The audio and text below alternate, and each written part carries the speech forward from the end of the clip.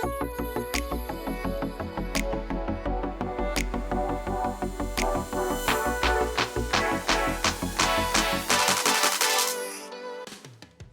everyone. Welcome to the Future Construct podcast. I am your host, Amy Peck, and we have a fantastic guest today. We have Barry Wurzel, who's president of Wurzel Builders and Southern Cutting and Coring. Welcome, Barry. Thank you. Good to be here. So, Barry, I looked at your long history in construction, which most of it has been, as president of Wurzel Builders and then Southern Cutting as well.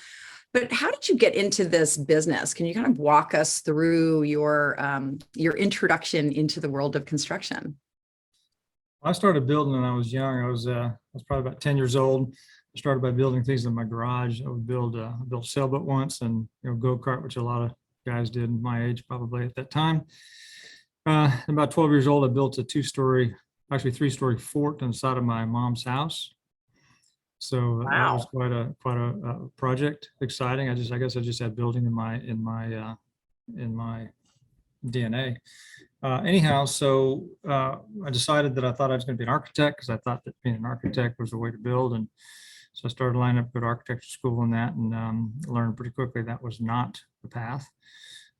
So I ended up having to take a hiatus a little bit from college. I went to work for an owner, Target and Mervyn stores back in the early 80s, and I started as a draftsperson, to work my way up, and then I became a project manager with Mervyn's Target, and I worked there until mid-95, and decided it was time for me to make a change and finish up my college education and get into the contractor side. So that's when I went to Texas A&M, got a degree in construction management there. Went to work for a couple of years for a large general contractor as a project manager.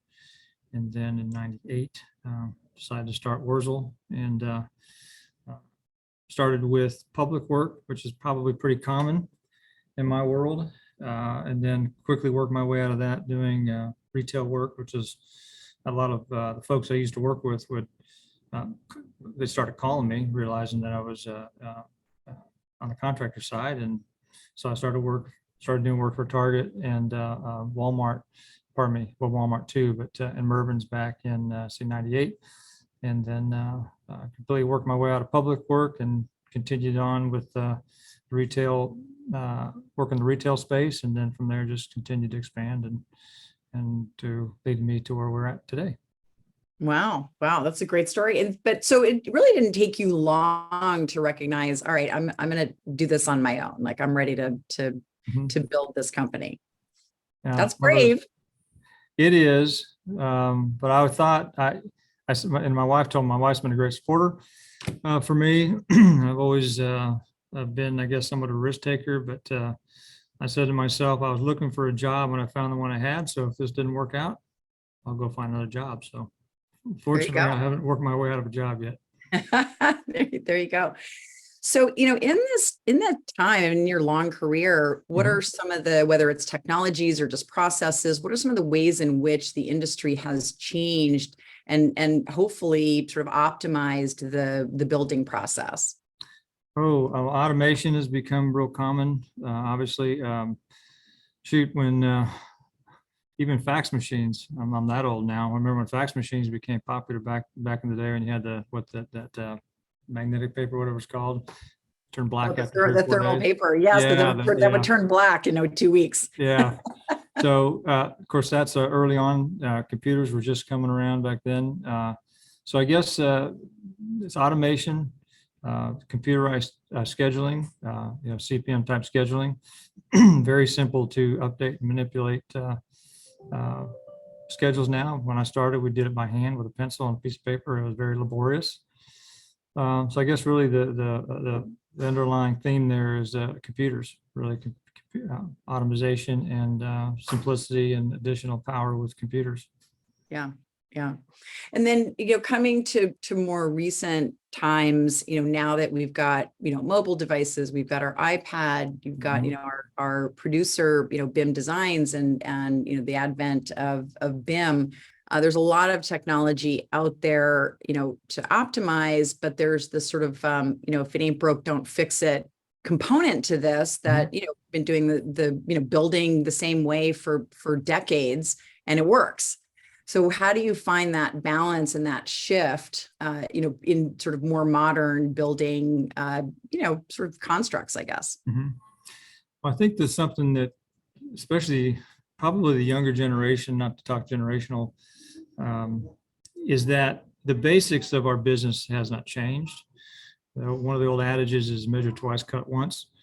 I have worked with a number of folks over my career that don't follow some of those basics and expect technology to make up for things either that they don't do or think that the technology ought to take care of when it doesn't do that. So you still got to do the basics. You got to use your brain, and there's a lot of planning in our business, and the software and those tools are not going to do it for you. It helps you see it.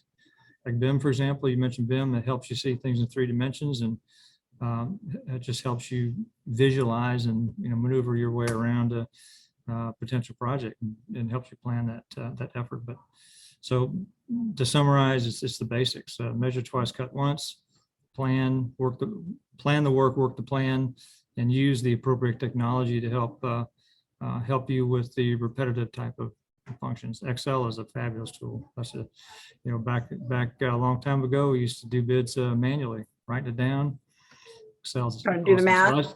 Yeah, I mean, the basics of putting a bid together have not changed, but Excel and tools like it really simplified the process. Yeah. No, and I like your point too, that a lot of the, sort of the human factors haven't changed. You still have to focus. You still have to, take care in how you're doing things. I think that's a very important point, because again, future construct, we're talking a lot about technology, but the human factor, at the end of the day, that's who's responsible for the end product. So let's talk about a few of your projects. You mentioned that you were growing rapidly. Have the types of projects changed? I mean, you made a shift a little bit from, public to private sector. Have you grown into other sectors as the company has grown? Yes, fortunately, and also desire to. Retail work is what we started with outside of the public work, because that's the arena that I was in when I went out on my own. So we still do a lot of retail work with some of our larger clients, include Target and QT, for example, Walmart.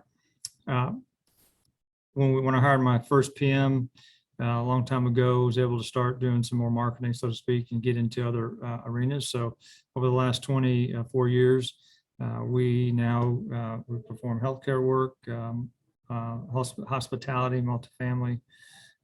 We have a group that does fuel division work, anything fuels and C-store work, industrial work, pretty much everything. We don't do a lot of restaurant work, but basically 9 categories of work we do working now. So yes, we've expanded. So we have a good breadth and a good band of experience of folks here. That's great. And you're all over Texas. You're based in Austin, and you're all over Texas. So I did a stint in Austin. In fact, my company is based there. So what are some of the places actually within Austin that I would know? I was living in Westlake for a bit. Okay. You wonder what some good areas and good things to do here? Well, no, tell me some of the places that I would recognize that you had a hand in. Oh, shoot. Well, a lot of retail, obviously, like I mentioned, a lot of retail work. We build a lot of hospitality. So a number of hotels around town. We've become more boutique builder in the hospitality space. So those hotels, we built Avid, True, Holiday Inns, Cambria, Aloft. We're about ready to start a couple of high-end boutique hotels. Tapestry Hotel, for example, is one, and there's a nice boutique hotel in San Antonio we're going to be starting to work on in about 2 months. So we're not a boutique builder, but in that hospitality space, we're becoming boutique. So I guess if you're to drive around town, those are some of the ones that I some of the most notable ones. Yes, I mean, we can point to gas stations and industrial buildings and those as well. But those hotels are being the most notable, easier to point out. That's great. That's great. And so, in your day to day, I mean, I'm sure you're very busy because you have a second company, Southern Cutting and Coring. So what is the focus of that? It's obviously side by side with Mhm. Wurzel Builders, but why did you start that yourself? Well, partly out of need. No, it was actually all out of need. We were just probably 15 years ago. We were smaller, and I was estimating. I was project managing a job, which I did back then, and I needed a concrete cutting company, and they just weren't being responsive. They're expensive. I couldn't rely on them. And so when you have a work that you're doing work where you've got an operating facility and you need to be there when you're supposed to be there, so I got frustrated and said, you know what, I'm getting tired of not looking good because these guys aren't showing up when I need them to. So that's why I did it. And we're a fairly small operation, but we do really good work. Southern Cutting and Coring does very good work, clean, professional. And so that was why I got that started. That's great. And you pick up the phone. Yes, definitely do pick up the phone. All right, we're going to take a little break and hear from our sponsors, and we will be back in just a moment. All righty.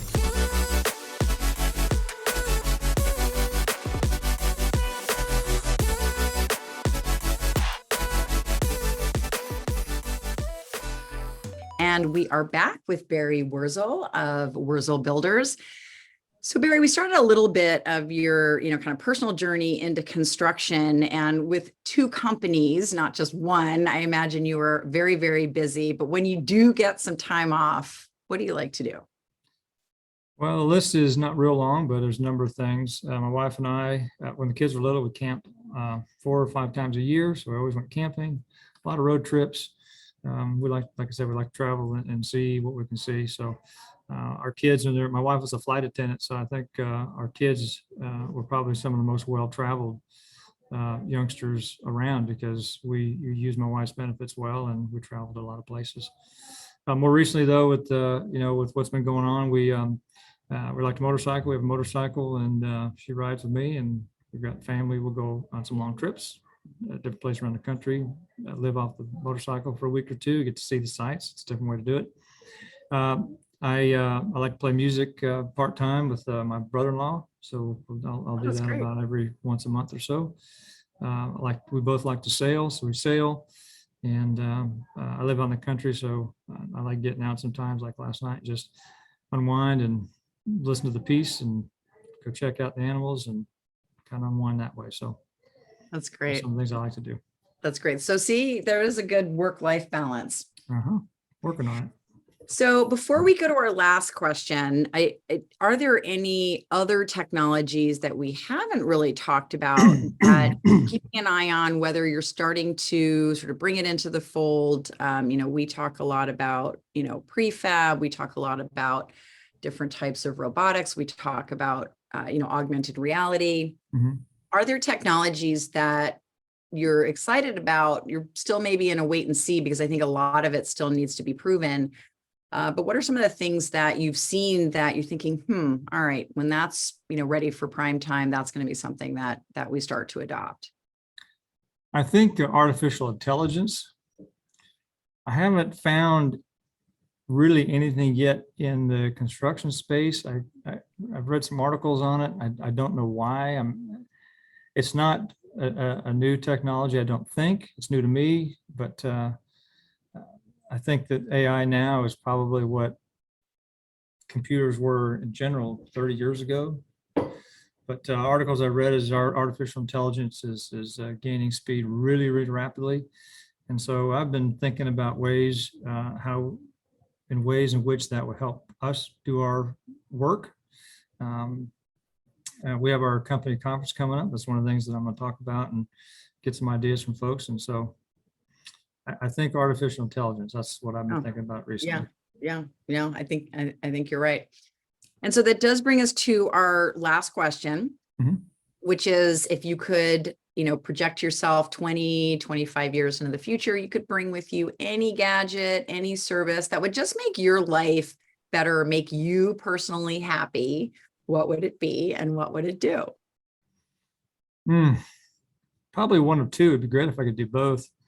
I've heard someone recently tell me about the mute button that they wish they had access to when that happens. So if they want to hear somebody, they just push the mute button.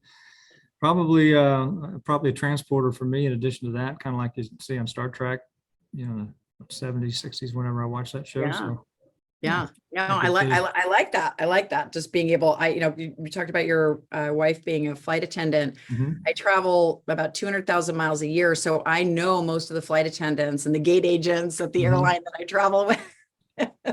Yeah, it'd be So nice to say, just go like, boom, Rome. yes, like beam me up, Scotty, but I want to go wherever. Yeah, I'm with you. I'm with you there. Well, Barry, it's been an absolute pleasure speaking with you. Thank you so much for joining us today. Thank you, Amy. Appreciate your time.